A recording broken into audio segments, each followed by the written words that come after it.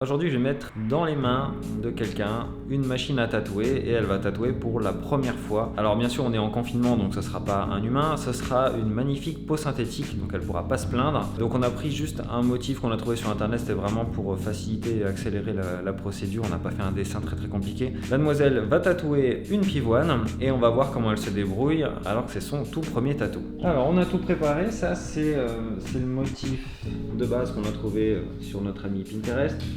Et ça, c'est le stencil qui a été appliqué sur une peau synthétique.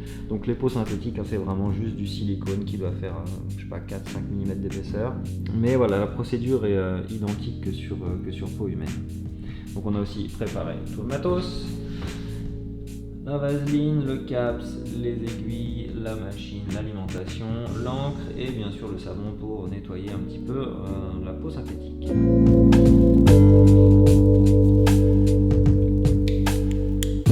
Donc il y a juste le on-off de la machine, donc c'est ce petit bouton ici que tu vas enclencher et ça va mettre la machine en route. Il faut de l'encre d'abord, non?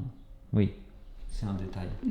Ok. On a mis l'encre, la machine est montée et je vais la laisser tracer ses premières lignes sans lui montrer quoi que ce soit. On va voir déjà un petit peu comment elle se débrouille et un petit peu savoir son ressenti par rapport aux sensations qu'elle a. Allez, c'est parti.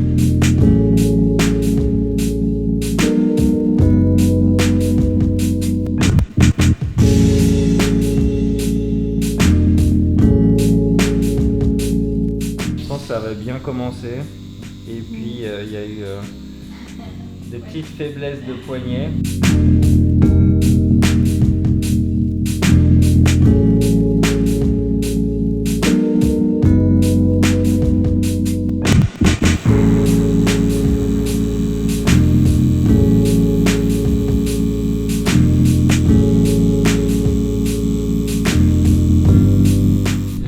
Je vais lui montrer comment moi je tiens la machine. Alors je suis pas forcément the exemple ou le meilleur tatoueur du monde. Je crois que mes lignes sont plutôt correctes.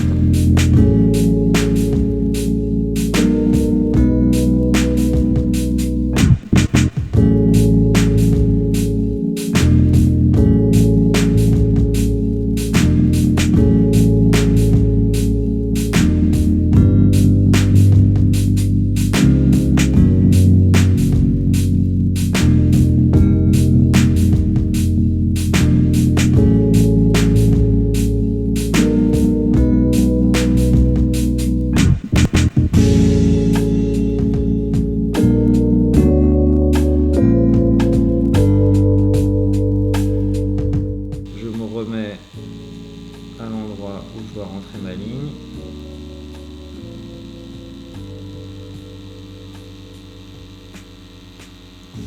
Et vraiment, j'ai qu'à juste me préoccuper de suivre ma ligne. Les deux feuilles de gauche ont été faites par Valentine. C'est déjà pas mal du tout comme résultat. Et la petite, c'est moi qui viens de la réaliser. Donc on voit qu'elle a quand même réussi à suivre le stencil, donc c'est vraiment cool. Après, il faut juste gérer la stabilité. C'est un peu traître de s'entraîner beaucoup sur des points en silicone, c'est que tu es obligé d'adapter la vitesse de ta main en fonction du support. Et si tu prends trop l'habitude sur un support tel que le silicone ou la peau de cochon, ça risque de te jouer des tours quand tu vas passer sur peau humaine. C'est-à-dire que si tu es trop lent, ta peau va être trop traumatisée et ta ligne risque de baver dans le temps ou même directement pendant la session.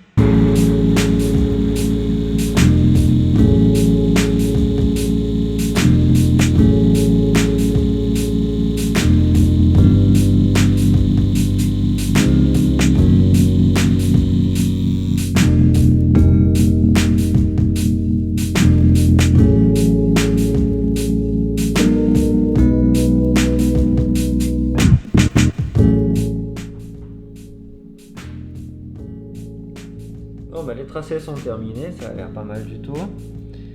Cool, donc maintenant on va passer aux ombrages. Tu veux rester assez fidèle au motif? Oui, je pense. Faire un truc assez léger et puis Ouais. avec un peu de texture. Mhm. Ok, bah écoute, je vais te montrer ça. Donc va falloir changer d'aiguille parce que là c'était la 5 pour tracer. On va passer avec une 3 pour faire les ombrages. Et puis je vais te montrer comment on va faire.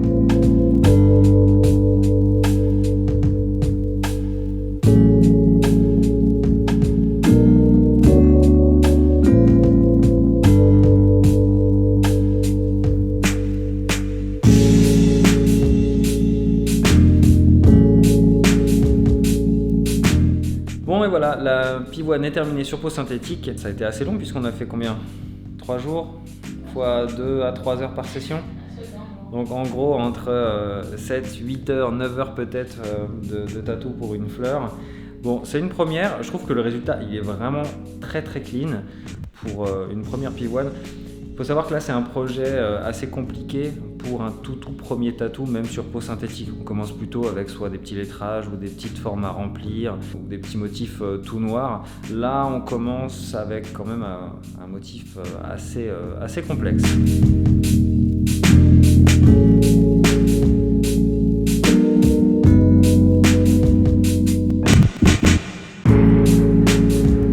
On a du contraste dans les feuilles autour. Et on a des ombrages assez légers dans la fleur. Je sais pas si je peux faire un gros plan, mais la technique du whip shading est en cours de maîtrise, on va dire. C'est vraiment très très clean pour un tout premier. Je pense qu'il y en a qui seraient contents d'avoir ça sur eux. Alors du coup, t'en as pensé quoi de cette première expérience tatou sur peau synthétique? Mais c'était assez fun, ça m'a bien plu. Qu'est-ce qui t'a plu, la sensation ou... Ouais, bah la sensation, puis bon, bah, c'est vrai, moi qui étais toujours habituée au crayon, j'aime bien un peu expérimenter d'autres supports, d'autres matériaux. Satisfaite du résultat? Alors, je vais dire que j'ai pas un rejet complet de ce que j'ai fait. Ça peut être pire, ça peut être mieux. Écoute, moi je trouve ça vraiment hyper honorable. Je pense qu'il y a des gens qui tatouent depuis 10-15 ans qui n'ont pas ce niveau-là. On ne citera pas de nom, mais il y en a. On les connaît. J'étais bien content de t'avoir à mes côtés pour m'épauler, avoir tout bêtement des conseils d'un professionnel. Moi, dès les débuts, j'avais des mouvements complètement incorrects, une façon de tenir la machine juste pas optimale. C'est ces petites choses, ces petites corrections dès le début qui font que tu prends le pli plus rapidement, t'apprends juste dès le début plutôt que d'apprendre d'une manière complètement fausse et puis après tu dois désapprendre ce que tu as appris. Je pense que c'est encore plus dur de corriger ces mauvais réflexes plutôt que de les apprendre correctement dès le début. Bon ben voilà, c'est la fin de la vidéo. On en refera peut-être une sur les prochaines peaux synthétiques qu'elle fera. On verra un petit peu l'évolution. J'espère que ça vous a plu. Si ça vous a plu, n'hésitez pas à le mettre dans les commentaires, posez des questions, dites-moi ce que vous aimeriez voir dans le tatouage et puis j'essaierai, si j'ai le temps, de faire un condensé de tout ça. Voilà, à tout bientôt, ciao.